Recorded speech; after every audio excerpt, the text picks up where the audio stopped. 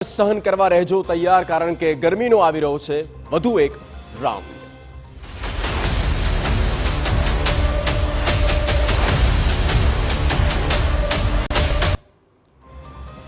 ગરમીથી ગુજરાતને છેલ્લા 3 દિવસ આંશિક રાહત મળી હતી. જોકે આગામી 7 દિવસ ગરમી ફરી એકવાર કહેર મચાવવા માટે તૈયાર છે. હવામાન વિભાગની આગાહી છે કે આગામી 3 દિવસમાં 4 ડિગ્રીનો વધારો થઈ શકે.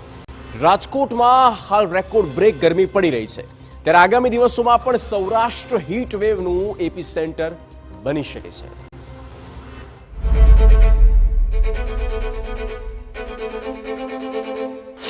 શરૂ થયો ગરમીનો નવો રાઉન્ડ. આગામી 7 દિવસ ગરમી બોલાવશે સપાટો.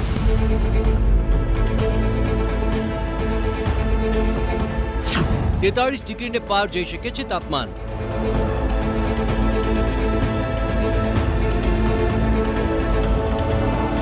હીટવેવથી સૌરાષ્ટ્રમાં જોવા મળશે હાહાકાર.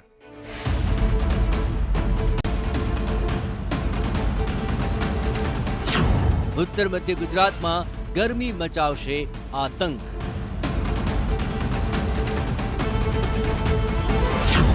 ગુજરાતમાં એપ્રિલ મહિનામાં ગરમી ભૂક્કા કાઢી રહી છે. છેલ્લા 3 દિવસથી ગરમીના કહેરથી માંડ થોડી રાહત મળી હતી. જોકે હવે ફરી એકવાર ગરમી કહેર મચાવવા માટે તૈયાર છે. હવામાન વિભાગે આગાહી વ્યક્ત કરી છે કે આપને તે પરસેવો છોડાવી દેશે. આગામી 7 દિવસ સુધી ગુજરાતમાં ગરમી કહેર મચાવશે. ગુજરાતમાં તાપનું રીતસરનું તાંડવ જ જોવા મળી શકે છે. હવામાન વિભાગે આગાહી કરી છે કે આગામી 7 દિવસ ગુજરાતનું હવામાન શુષ્ક રહેશે. આજથી 3 દિવસ મહત્તમ તાપમાનમાં 2 થી 3 ડિગ્રી તાપમાનમાં વધારો નોંધાઈ શકે છે. તે બાદ કોઈ મોટો બદલાવ થવાનો નથી. 24મી તારીખ સુધીમાં દક્ષિણ ગુજરાત અને સૌરાષ્ટ્ર કચ્છના દરિયાકાંઠાના વિસ્તારોમાં ગરમ અને ભેજવાળી હવાને કારણે ગરમી વધશે. आने वाला अगले 3 दिन तक जो उच्चतम तापमान है इसमें 2 से 3 डिग्री सेंटीग्रेड का वृद्धि होने का संभावना है. और जो उसका आगे 3 दिन के बाद तापमान में कोई बड़ा बदलाव नहीं है. गुजरात का जो तटीय क्षेत्र है, जो दक्षिण गुजरात की तटीय क्षेत्र और सौराष्ट्र कच्छ की जो तटीय क्षेत्र है, वो डे 2 से लेकर डे 4 मीन्स 22 अप्रैल से लेकर 24 अप्रैल तक गर्म और आर्द्र पवन के कारण असहज स्थिति का संभावना रहने वाला है.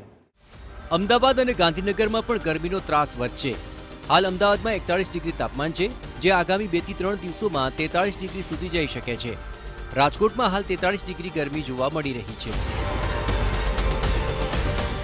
अहमदाबाद और आसपास जो क्षेत्र है इसके लिए जो 24 घंटे का फोरकास्ट है, इसमें क्लियर स्काई रहेगा और जो उच्चतम तापमान है 41 डिग्री सेंटीग्रेड के आसपास रहने का पूर्वानुमान है.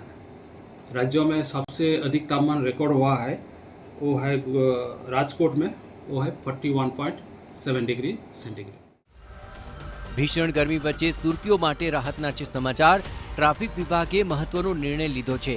હવે બપોરે 1 થી 3:30 વાગ્યા સુધી તમામ સિગ્નલ બંધ રહેશે, જેથી વાહન ચાલકોને રાહત મળે. કાળઝાળ ગરમીમાં હવે હોસ્પિટલ પણ સજ્જ થઈ રહી છે. દર્દીઓને જો હીટ સ્ટ્રોક થાય તો હોસ્પિટલમાં વિશેષ તૈયારીઓ કરાય છે. હોસ્પિટલમાં આઈસ બાથની વ્યવસ્થા પણ ઊભી કરાય છે. ઉનાળો ચાલી રહ્યો છે, કાળઝાળ ગરમી, અને એમાં 3 દિવસની પાછી આગાહી પણ છે.